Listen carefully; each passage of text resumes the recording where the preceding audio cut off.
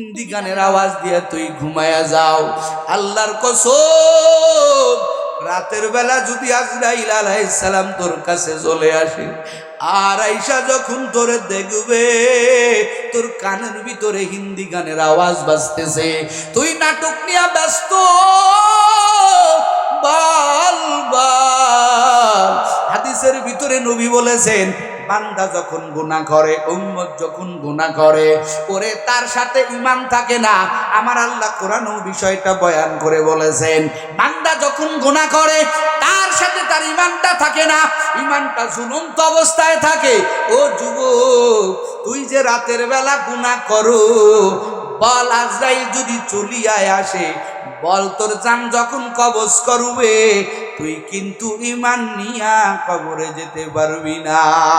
আর ঈমান না নিয়া যদি কবরে যাও, ওই কবর কিন্তু একটা ভয়াবহ জায়গা হয়ে যাবে, কবর হয়ে যাবে একটা ভয়াবহ জায়গা।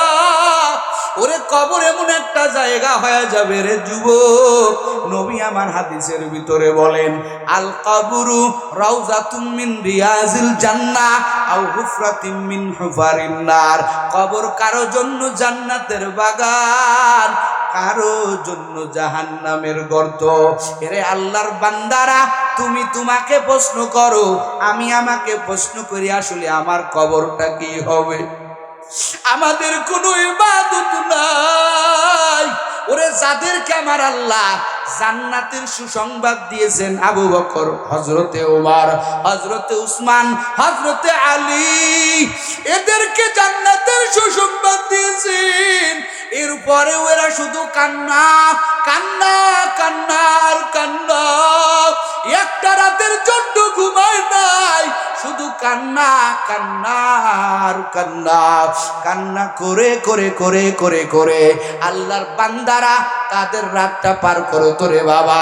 আমাদের তো জাহান্নামের কোনো পারমিশন নাই, আমাদের কোনো জাহান্নামের আগাম সুসংবাদ নাই রে বাবা। এরপরও আমাদের কান্না নাই, আমাদের দিল নরম নাই রে বাবা। নামাজে কান্না নাই, তাহাজ্জুদের আমল নাই। এরে আল্লাহর বান্দা, বল বল, কি আমল নিয়ে তুই কবরে যাবি রে বাবা? মনে করতেছো গুনার খবর কেউ জানে না রে যুবক। ও আল্লাহর বান্দারা, মনে করতেছো গুনার অবস্থা কেউ জানে না। দুনিয়াতে তুমি মিথ্যা বলে বলে তুমি পার পেয়ে গেছো, মনে হয় তুমি আখিরাতে হাসরের ময়দানে মিথ্যা বলে বলে তুমি পার পেয়ে যাবা। না রে যুবক, না, হাসরের ময়দানে মিথ্যা চলবে না। কথা কয় না, একটু বলেন না ভাই। আওয়াজ দেওয়ার জন্য, কিসের জন্য? আওয়াজ দেওয়ার জন্য। লাইটওয়ালা লাইট বানাইছেন আলো দেওয়ার জন্য। প্রত্যেকটা জিনিসের একটা প্রয়োজনীয়তা আছে, এক একটা দরকার, এক একটা জিনিস বানানো হয়েছে, আর ওই দরকারটাই ওই জিনিসের গুণ। যেই জিনিস যে কারণে বানানো হয়েছে ওই জিনিস ওইটার গুণ। এই গুণ যতক্ষণ ওর মধ্যে থাকবে ওর দাম আছে। কথা কন না? এই মাইক যদি এখন থেকে আর আওয়াজ না দেয়, আপনারা মাইক গেলারে কি করবেন? পিটাইবেন না? কথা কন না? এই মাইক, এই লাইট যদি সব এখন নিভে যায়, আগামীকাল প্যান্ডেলালা টাকা দিবেন? কতক্ষণ দিবেন? তো এই বিষয়টা, প্রত্যেকটা জিনিসের একটা প্রয়োজনীয়তা আছে, একটা গুণ আছে। যতক্ষণ তার গুণ পাওয়া যাবে ততক্ষণ তার দাম আছে, ততক্ষণ তার মূল্য আছে। যে জিনিস যে বানাইছে একটা কারণে বানাইছে। লাইটওয়ালা লাইট বানাইছে আলো দেওয়ার জন্য, ফ্যানওয়ালা ফ্যান বানাইছেন বাতাস দেওয়ার জন্য, মাইকওয়ালা মাইক বানাইছেন আওয়াজ সাপ্লাইয়ের জন্য, গড়িওয়ালা গড়ি বানাইছেন সময় দেখার জন্য। প্রত্যেকটা জিনিস যে জন্য বানানো হয়েছে ওই জিনিসটার ওইটার গুণ, ওই গুণ যখন ওই জিনিসের ভিতরে থাকে না, ওই জিনিসের এক পয়সাও মূল্য আছে। তো আমরাও তো একটা জীব হইয়া, মাখলুক হইয়া দুনিয়াতে আসছি। আল্লাহ তাআলা কোরআনে বলেন, আফাহাসিবতুম আন্নামা খালাকনাকুম আবাসা ওয়া আন্নাকুম ইলাইনা লা তুরজাউন। আল্লাহ পাক বলেন, রে বনি আদম, আমি আল্লাহ কোন মাখলুকাতকে আমি আল্লাহ বিনা কারণে বানাই নাই, অকারণে বানাই নাই। আল্লাহ কয় কোন মাখলুকাতকে আমি আল্লাহ একটা অকারণে বানাই নাই। ওই ছোট্ট একটা পিপিলিকাও তুমি হেঁটে যাওয়া দেখো, ওই একটা পিপিলিকাওকে আমি আল্লাহ বিনা কারণে বানাই নাই। আমি আল্লাহ যত কিছু বানাইলাম এই জমিনের ভিতরে, আমি আল্লাহ যত কিছু আমি আল্লাহ বানাইলাম সব কারণ কারণ। ও বান্দা, সব জিনিস বানাইছি এক কারণ, আর তোরে বানাইছি আমি আল্লাহ আর একটা কারণে। জোরে জোরে কোন সুবহানাল্লাহ। আল্লাহ কয়, বান্দা, আসমান আমি আল্লাহ আমার জন্য বানাই নাই, জমিন আমি আল্লাহর জন্য বানাই নাই, চন্দ্র সূর্য গ্রহ নক্ষত্র পাহাড় পর্বত নদী নালা ঝর্ণা যত যা কিছু তুমি দেখো, এ বান্দা একটা জিনিস আমি আল্লাহ আমার জন্য বানাই নাই। আসমান এবং জমিনের ভিতরে আমি আল্লাহ যত মাখলুকাত বানাইলাম, আল্লাহ কয়, রে বনি আদম, এই সব কিছু আমি আল্লাহ একটা কারণে বানাইলাম, একমাত্র তোর গোলামতি করার জন্য আমি আল্লাহ বানাইলাম। আল্লাহ কয়, সূর্য তোর গোলাম, চন্দ্র তোর গোলাম, আসমান জমিনের ভিতরে যা কিছু আমি আল্লাহ বানাইলাম সব কিছু আমি আল্লাহ তোর গোলামতির জন্য বানাইলাম। এরে বনি আদম, আর তোর বানাইলাম কিসের জন্য? ও বানিয়া সঙ্গের মুসলমান, হবিগঞ্জের মুসলমান, আল্লাহ আমাদের বানাইছে বিড়ি টানার জন্য।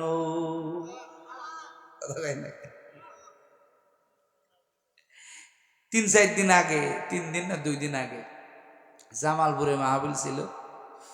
মুরব্বী একজন মানুষ, চার দোকান এখন এক ভাই মোহাব্বতে ডাকছে চা খাইতে, তো পাশেই বসে আছে। তাকায় দেখি, কয় ভাই ওই যে, তাকায় দেখে বুড়োটা খুনখুনি হয়ে গেছে। চার দোকানে বৈশা বিড়িয়াটা 2 লোকের মাঝে দিয়া বিড়ি টান দিছে, এই নিচের ঠোঁট উপরে উঠে যাইতেছে, ভিতরে দাঁত টাত মনে হয় নাই। টিভির দিকে তাকাইয়া আছে। বসে বসে চিন্তা করলাম, হায় রে, এই মুরব্বিটা এখন মসজিদে থাকার কথা, এই মুরব্বিটা এখন ভালো কাজে থাকার কথা, কিন্তু আল্লাহর বান্দা দাড়ি পেকে গেল, শরীরের সব যোগ চলে গেল, সব শক্তি চলে গেল। আল্লাহর বান্দা এখনো বিড়ির নিশা ছাড়তে পারে নাই। কিন্তু চিন্তা করলাম, হায় রে, এই মানুষগুলোকে তো আমার আল্লাহ বিড়ি টানার জন্য বানাই নাই, এই 4 হোস্টেলে উলঙ্গ নাচ দেখার জন্য বানাই নাই, আমার আল্লাহ বানাইছে। ও বান্দা, আমি আল্লাহ পাক তোর সব কিছু বানাইলাম তোর জন্য। আর তোর বানালাম কিসের জন্য জানো? আমার আল্লাহ কয়, রে বনি আদম, আমি আল্লাহ তোরে বানাইছি আমি আল্লাহর জন্য। আমরা কার জন্য বলেন না? এই দুনিয়াতে যারা ক্ষমতাশালী, কোন ক্ষমতাশালী যদি ব্যক্তি বলে এই জহিরুল আমার দলের লোক, বর্তমান বাংলাদেশের প্রেসিডেন্ট প্রধানমন্ত্রী ডক্টর ইউনূস সাহেব যদি বলে, এ খবরদার, এই জহিরুল কিন্তু আমার পক্ষের লোক, আমার দলের লোক, আমার লোক, জহিরুল ভাইয়ের র্যাঙ্ক বাড়বে না কমবে?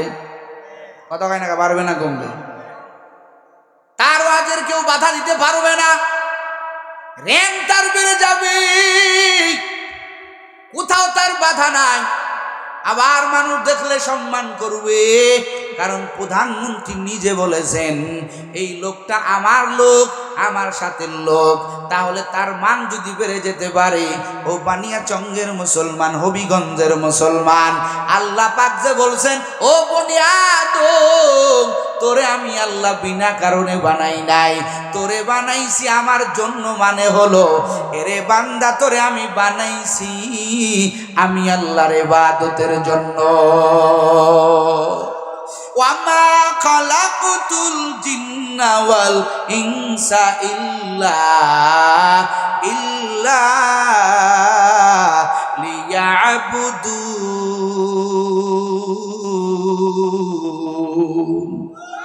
মা খালাকুতুল জিন্না ওয়াল ইনসা বিকা জুজ ইবাদত নিস্তে মাকসুদ আযযাহা। আল্লাহ কয় রে বনি আদম, আমি আল্লাহ তোরে বানাইলাম আমি আল্লাহর গোলাম হওয়ার জন্য, আমি আল্লাহর ইবাদত করার জন্য। এরে বানিয়া সঙ্গের মুসলমান অন্তরটাকে প্রশ্ন করেন, হায় রে আমি নাইমুজ্জামান আমাকে প্রশ্ন করি, আপনি আপনাকে প্রশ্ন করেন। আল্লাহ কয় বান্দা তোরে বানাইলাম আমি আল্লাহর ইবাদতের জন্য, কিন্তু না না ইবাদত তো করি নাই, কারণ পরতে পরতে গুনাহ করছি। আমার গুনার খবর আমি জানি, আপনার গুনার খবর আপনি জানেন, যার যার গুনার খবর সেই জানেন। আল্লাহ পাকের টার্গেট আমরা পূরণ করতে পারি নাই, কথা কোন ঠিক কিনা? লাইটওয়ালার লাইটের আলো না দিলে লাইটের যেমন দাম নাই, আলো দেওয়া লাইটের গুণ। ও নবীর উম্মতের দল, আপনার গুণ, আপনার চেহারার গুণ আসল গুণ না, আপনার শক্তি আসল গুণ না, আপনার চোখে দেখা এটা আসল গুণ না, আপনার ভালো দৌড়ানো এটা আসল গুণ না, আপনার ভালো বয়ান করা এটা আসল ক্রেডিট না, কথা বলেন না। আমি যতই লম্বা বয়ান করি, আমি বাংলাদেশের 1 নম্বর বক্তাও যদি হই, এটা আমার আসল গুণ না। আসল গুণওয়ালা ওই ব্যক্তি যার ভিতরে আমার মাওলার হুকুম পঙ্খানো আছে। ও যদি একটা গোলামও হয়, ও যদি একটা ভ্যান চালকও হয়, ও যদি একটা কাটুরিয়াও হয়, ও যদি একটা সাধারণ খেটে খাওয়া মানুষ হয়, ওর দাম দুনিয়াতে না থাকতে পারে, তো তার দাম কার কাছে আছে? আরো জোরে বলেন। কারণ আমার আল্লাহ কাছে গুণের মানুষের দাম বেশি। আর গুণ হবে কিসের দিক দিয়া? আল্লাহ কাই তোরে বানাইছি লিয়াবুদুন, আমি আল্লাহর ইবাদতের জন্য। বান্দা তোর আসল গুণ হলো বান্দা তোর ভিতরে আমি আল্লাহর ইবাদত আছে কিনা। এরে নবীর উম্মতের দল, জমিনের ভিতরে কুকুরের অভাব নাই, সব কুকুর আল্লাহর কাছে দামি না। কিন্তু আসহাবে কাহাফের ওই 7 যুবকের সাথে একটা কুকুর চলছিল, যেই কুকুরটা ওই 7 যুবক যখন জালিম বাচ্চা থেকে রেহাই পাওয়ার জন্য রওনা হয়ে গেল, কুকুর ডাক দিয়া কুকুর তাদের পিছনে পিছনে হাঁটতে আরম্ভ করলো। 7 যুবক ডাক দিয়া কয়, রে কুকুর তুমি কোথায় যাও? খবরদার আর আসবি না। আল্লাহর কাছে কুকুর কান্না করে বলে, মালিক জবান খুলে দাও, আমি তোমার এই 7 বান্দার সাথে কথা বলবো। জোরে কন্যা সুবহানাল্লাহ। আমার আল্লাহ কাদের কুদরতওয়ালা মালিক, আমার আল্লাহ সঙ্গে সঙ্গে কুকুরের জবানে কথা জারি করে দিলেন। সুবহানাল্লাহ। কুকুর কয়, রে যুবক তোমরা মাওলাকে পাইতে চাও? রে আমি যদিও কুকুর, আমি কি আমার মাওলারে তালাশ করতে পারি না? আল্লাহু আকবার বলেন। আমার আল্লাহর কাছে বড় মাকবুল হয়ে গেছে, কুকুরের দাম আরো বেড়ে গেছে। আমার আল্লাহ কোরআনের ভিতরে উঠে দিয়েছেন, ওয়া কালবুহুম, বলে সব কুকুর দামি না, ওই গুণওয়ালা কুকুর দামি, যেই কুকুরটা মালিক পাওয়ার জন্য ওই 7 যুবকের সাথে চললো। 7 যুবক গুহার মধ্যে ঢুকে গেল, কুকুর গুহার সামনে অপেক্ষা করলো। আমার আল্লাহ কয়, কুকুর রে যা যা, আমি আল্লাহ তোকে জান্নাতের মেহমান বানাইয়া দিলাম। या इलाही तू मेरा माबूद है, या इलाही तू मेरा माशूक है, हर गोरी देने को तू तैयार है, जो ना मंगे उससे तू बेजार है। কুকুরের দাম বাড়ছে, কথা কয় না, বাড়ছে। কুকের গুণের কুকুর হয়ে গেছে। ও যুবক, আল্লাহ কয় গুণের মানুষ আমি আল্লাহর কাছে বড় দামি। এই জমিনের ভিতরে গাছের অভাব নাই, কোনো গাছ জান্নাতে যাবে না। হাদিসের ভিতরে পাওয়া যায় আমার নবী একটা মরা খেজুর গাছের সাথে হেলান দিয়া খুতবা পাঠ করতেন। এক নবীর আশেক চাইয়া কয়, রে নবী, ও নবী আমার একজন ভালো মিস্ত্রি আছে, যদি আপনি অনুমতি দেন আপনার জন্য ভালো একটা মেম্বারের ব্যবস্থা করি। আমার নবী বলেন, যাও যাও ব্যবস্থা করো। ওই নবীর আশেক ভালো একটা মেম্বারের ব্যবস্থা করলেন। জুমার দিন নবী আমার ওই মরা খেজুর গাছ থেকে দূরে যাইয়াই নতুন মেম্বারের উপরে উঠিয়া আমার নবী বয়ান আরম্ভ করে দিলেন। ইতিপূর্বে হাদিসের মধ্যে কয়েকটা বিষয় উল্লেখ করা হয়েছে।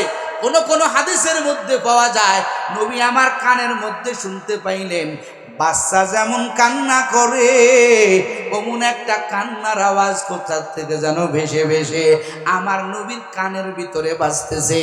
নবী আমার বলে, ব্যাপার কি?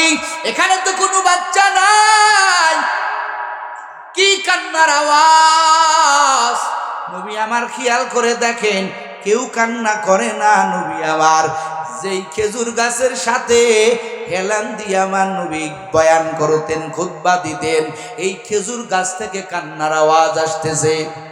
মায়ের আমার বুখারীর বর্ণনায় পাওয়া যায় নবী আমার কয়, রে খেজুর গাছ, তুই কান্না করবি না, তোর কান্না করা লাগবে না, যা যা তোর কাছে হেলান দিলেই তোকে এসে আমি নবী তোর জন্য দোয়া করব, তুই আজীবন এখানে বেঁচে থাকবি।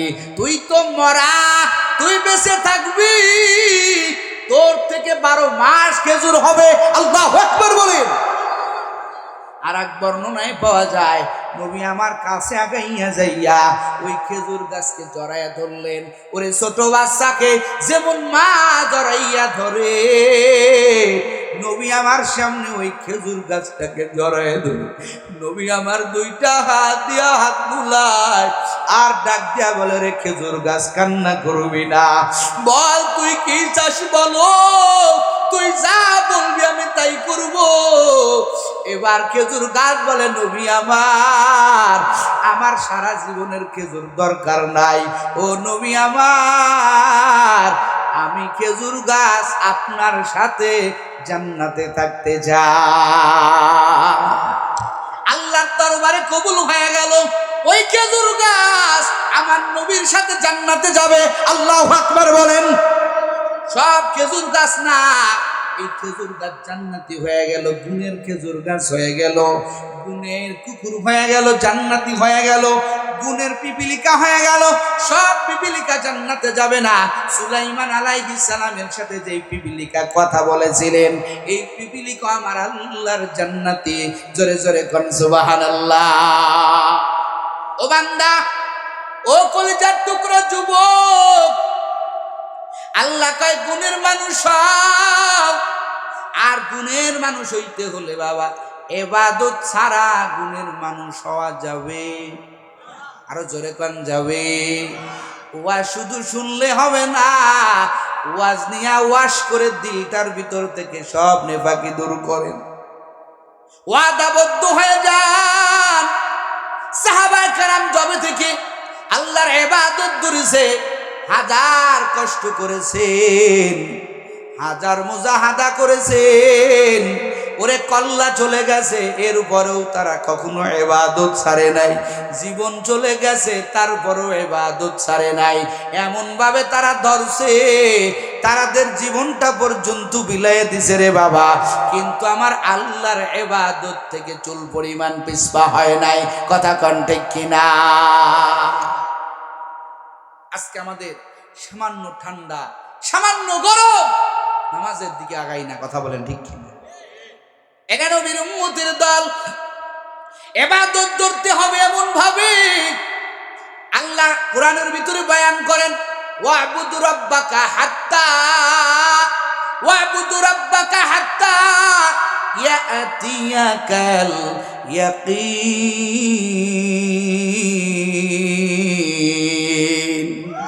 এই কালামে জিন্দা কুরআনে হাকিম হিকমতে লা ইয়াজালাস্তু কাদিম জামিউল ইলম ফিল কুরআনে হাকিম তাকাসার আনহু ওয়া ফামুর রিজালি বাহাউরআ কালামুল্লাহ বশুনো কদি মাস্তি নুইনো।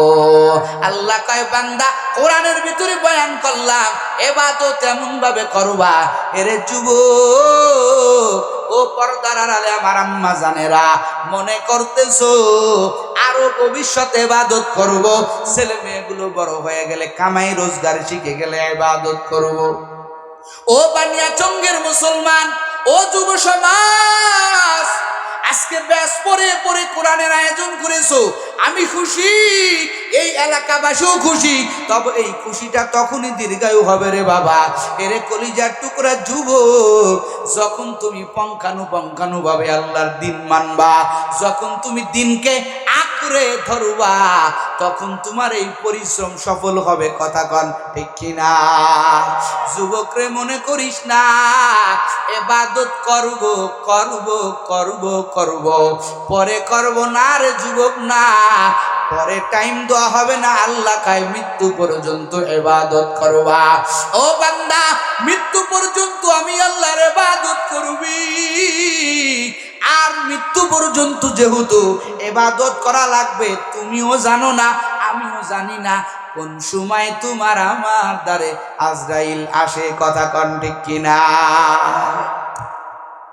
কোন সময় আজরাইল আসবে এটা আপনারা এখানে কেউ জানেন? কথা কন জানেন? তার মানে সব সময় ইবাদত করতে হবে। ওরে নবীর উম্মতের দল, ইবাদত তো অবস্থায় মরিও, ইবাদত তো অবস্থায় মৃত্যুবরণ করিও। এরে যুবক, কানের ভিতরে ইয়ারফোন লাগাইয়া তুই ঘুমাইয়া যাও, হিন্দি গানের আওয়াজ দিয়া তুই ঘুমাইয়া যাও। আল্লাহর কসম, রাতের বেলা যদি আজরাইল আলাইহিস সালাম তোর কাছে চলে আসে, আর আইসা যখন তোরে দেখবে তোর কানের ভিতরে হিন্দি গানের আওয়াজ বাজতেছে, তুই নাটক নিয়ে ব্যস্ত, বল বল। হাদিসের ভিতরে নবী বলেছেন, বান্দা যখন গুনাহ করে, উম্মত যখন গুনাহ করে, ওরে তার সাথে ঈমান থাকে না। আমার আল্লাহ কোরআনে বিষয়টা বয়ান করে বলেছেন, বান্দা যখন গুনাহ করে তার সাথে তার ঈমানটা থাকে না, ঈমানটা ঝুলন্ত অবস্থায় থাকে। ও যুবক, তুই যে রাতের বেলা গুনাহ করো, বল আজরাইল যদি চলিয়ায় আসে, বল তোর জান যখন কবজ করবে, তুই কিন্তু ঈমান নিয়া কবরে যেতে পারবি না। আর ঈমান না নিয়া যদি কবরে যাও, ওই কবর কিন্তু একটা ভয়াবহ জায়গা হয়ে যাবে। কবর হয়ে যাবে একটা ভয়াবহ জায়গা। ওরে কবর এমন একটা জায়গা হয়ে যাবে রে যুবক, নবী আমার হাদিসের ভিতরে বলেন, আল কবরু রাউজাতুম মিন রিয়াজিল জান্নাহ আও হুফরাতিম মিন হুফারিন নার। কবর কারো জন্য জান্নাতের বাগান, কারো জন্য জাহান্নামের গর্ত। এরে আল্লাহর বান্দারা, তুমি তোমাকে প্রশ্ন করো, আমি আমাকে প্রশ্ন করি, আসলে আমার কবরটা কি হবে? আমাদের কোনো ইবাদত নাই। ওরে যাদেরকে আমার আল্লাহ জান্নাতের সুসংবাদ দিয়েছেন, আবু বকর, হযরতে ওমর, হযরতে উসমান, হযরতে আলী, এদেরকে জান্নাতের সুসংবাদ দিয়েছেন। এরপরে ওরা শুধু কান্না কান্না কান্না আর কান্না, একটা রাতের জন্য ঘুমায় নাই, শুধু কান্না কান্না আর কান্না। কান্না করে করে করে করে করে আল্লাহর বান্দারা তাদের রাতটা পার করো তোরে বাবা। আমাদের তো জাহান্নামের কোনো পারমিশন নাই, আমাদের কোনো জাহান্নামের আগাম সুসংবাদ নাই রে বাবা। এরপরও আমাদের কান্না নাই, আমাদের দিল নরম নাই রে বাবা। নামাজে কান্না নাই, তাহাজ্জুদের আমল নাই। এরে আল্লাহর বান্দা বল বল, কি আমল নিয়ে তুই কবরে যাবি রে বাবা? মনে করতেছো গুনার খবর কেউ জানে না রে যুবক। ও আল্লাহর বান্দারা, মনে করতেছো গুনার অবস্থা কেউ জানে না। দুনিয়াতে তুমি মিথ্যা বলে বলে তুমি পার পেয়ে গেছো। মনে হয় তুমি আখিরাত ও হাসরের ময়দানে মিথ্যা বলে বলে তুমি পার পেয়ে যাবা। না রে যুবক, না, হাসরের ময়দানে মিথ্যা চলবে না। ওইখানে আমার আল্লাহ বলবেন, ও বান্দা তুই তো গুনাহ করছো। বান্দা বলবে, আল্লাহ আমি যে গুনাহ করছি, গুনার প্রমাণ কি? আল্লাহর কাছে প্রমাণ আছে না নাই? দরকার আছে না নাই?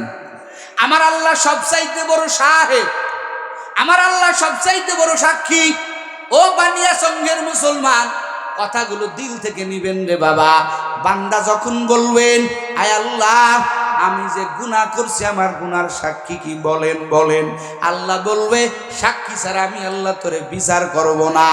আমার আল্লাহ এক নম্বর সাক্ষী হাজির করবেন। আমার আল্লাহ কুরআনুল কারীমের ভিতরে সুন্দর করে বয়ান করেছেন, ইয়াউমা ইদিন তুহাদ্দিসু আখবারাহা বিআন্না রাব্বাকা আওহালাহা। আমি আপনি যেখানে গুনাহ করছি ওইখানে মাওলার জমিন ছিল কি ছিল না? জোরে বলেন, বুঝে শুনে বলছেন তো? এই জমিন সাক্ষী হয়ে যাবে। আল্লাহ কয়, ও নাফরমানের দল, মনে করিও না তোমার আমার গুনার খবর কেউ জানে না রে বাবা। তোমার আমার গুনার খবর ওরে মা জানে না, বাবা জানে না। না না, তুমি আমি যেই জায়গায় অন্যায় করেছি রে বাবা, ওই জায়গা আমার মাওলার জমিন হাজির। হাসরের ময়দানে আমার আল্লাহ ওই জমিন রে ডাক দেবে, রে জমিন আয়। আয়েশা বলবে, আমার আল্লাহ বলবে, এরে জমিন বল বল, আমার এই বান্দা তোর উপরে দাঁড়াইয়া কোন কোন গুনাহ করছে। ও নবীর উম্মতের দল, আমার আল্লাহ কোরআনে বয়ান করে বলে দিয়েছেন, ওই দিন আমি আল্লাহ প্রশ্ন করতে দেরি করব, জমিন জবান খুলতে দেরি করবে না। জমিন বলবে, আল্লাহ তোমার এই বান্দা আমি জমিনের উপরে দাঁড়াইয়া দাঁড়াইয়া দাঁড়াইয়া দাঁড়াইয়া এই এই এই এই অন্যায় করছে। বলেন তো বাবা, তুমি আমি যেই জায়গা গুনাহ করছি ওই জায়গা আমার মাওলার জমিন ছিল কি ছিল না? আল্লাহর কাছে জমিন নালিশ করবে। ও নবীর উম্মতের দল, অথচ তুমি জমিনের পাগল। বলো, এই কাঠা জমি আমার, এই মাঠ জমি আমার, এই জমি আমার, এই জমি আমার, এই বিল্ডিং আমার, এই বাড়ি আমার, ওই বাড়ি আমার, কত বাহাদুরি করো, কিন্তু হাসরের ময়দানে রে বাবা এই জমিন তোমার আমার পক্ষে থাকবে না, তোমার আমার বিরুদ্ধে সাক্ষী দেবে। আল্লাহর কাছে বলবে, রে মালিক তোমার বান্দা আমার উপরে দাঁড়ায়া দাঁড়ায়া এই গুনাহ করছে। ও যুবক, ও বানিয়া সঙ্ঘের মুসলমান, জমির পাগল হইেন না। পাগল যদি হইতে হয় আমার আল্লাহর পাগল হন। কথা বলেন ঠিক কিনা? যেতে হবে ওই কবরে, যেতে হবে ওই কবরে, সঙ্গে কিছু যাবে না। 3.5 হাত জায়গা পাবি, পাবি না রে বিছানা। 3.5 হাত জায়গা পাবি, পাবি না রে বিছানা। আমার আপনার কান্নাই শুনি না, কিন্তু নবী বলে গেছেন, ও উম্মতের দল, জমিনে অহংকার মারিয়া মারিয়া পাও ফেলো না। লা তামশি ফিল আরদ খবরদার জমিনের ভিতরে ওইভাবে পাও ফেলাইও না, অহংকার ভাব দেখাইয়া এই জমিনের ভিতরে তুমি পাও ফেলাইও না। তুমি তো জানো না এই জমিনের মাটি, এই জমিন প্রতিদিন তোমারে ডাক দিয়া বলে, ইয়া আদম, ইয়া বনি আদম, আনা বাইতুল ওয়াহদা। এরে বনি আদম শুনো, এত অহংকার মারিও না, আনা বাইতুল ওয়াহদা। এরে বনি আদম শুনো, আমি জমিন একদিন তোমার জন্য এমন একটা ঘর হয়ে যাব। আমি জমিন একাকিত্বের ঘর, এই ঘরটা এমন ঘর, আনা বাইতুল ওয়াহদা, আনা বাইতুল ওয়াহশা। আমি একটা ভয়ঙ্কর ঘর, আনা বাইতুল গুরফা। আমি এমন একটা গুরফা হয়ে যাব, আনা বাইতুল গুরফা তুদ্দুদ। ও জমিনের মানুষ, আমি ঘর একদিন তোমার জন্য সাপ বিচ্ছুর ঘর হয়ে যাব। সুতরাং আমার মধ্যে তোমার ভিতরে আসতে হবে। খবরদার সাবধান, এ দুনিয়ার মানুষেরা, এই জমিনের ভিতরে চলবা অহংকার নিয়া না। আমার ভিতরে তোমার একদিন আসতে হবে। আমি অন্ধকারের ঘর, আমি সাপ বিচ্ছুর ঘর, আমি হলো বড় আন্তর্কির ঘর। আমার মধ্যে যখন আসবা তখন তুমি আমার ভিতরে নেক আমল ছাড়া তোমার কোনো বিষয় হবে না। কথা কন ঠিক কিনা? কবরে যাইতে হবে না একদিন, কথা কন হবে না? কামাই কি, পুঁজিটা কি, চিন্তাই তো নাই। ওই ব্যক্তি তো চিন্তা মুক্ত, যার কবরে চিন্তা নাই, যার হাসরে চিন্তা নাই, যার পুলসিরাতে চিন্তা নাই, এই ব্যক্তিটা খুশি থাকলে মানায়। কিন্তু তোমার আমার তো মানায় না। তোমার আমার অল টাইম শুধু গুনাহ, গুনার গুনাহ। এরে বানিয়া চঙ্গের মুসলমান, তোমার কবরের চিন্তা নাই, অথচ নবীর কলিজার টুকরামে ফাতেমা রাদিয়াল্লাহু তাআলা আনহা, যাকে বলা হয় জান্নাতের সমস্ত রমণীদের সর্দারিনী, সমস্ত মহিলাদের সর্দারিনী, যাকে আমার নবী এতটা মহব্বত করেছেন রে বাবা। হাদিস ঘাটলে পাওয়া যায়, নবী আমার মৃত্যু বেলায় যখন ফাতেমা কান্নার আওয়াজ দিতেছিলেন, আমার নবী ফাতেমার কানে মুখ লাগাইয়া কি যেন একটা সংবাদ শোনায় দিলেন। ওই সংবাদটা ফাতেমার কানে দিতে দেরি হলো, ফাতেমার কান্না মুহূর্তের মধ্যে বন্ধ হতে দেরি হলো না। জোরে কন্যা সুবহানাল্লাহ।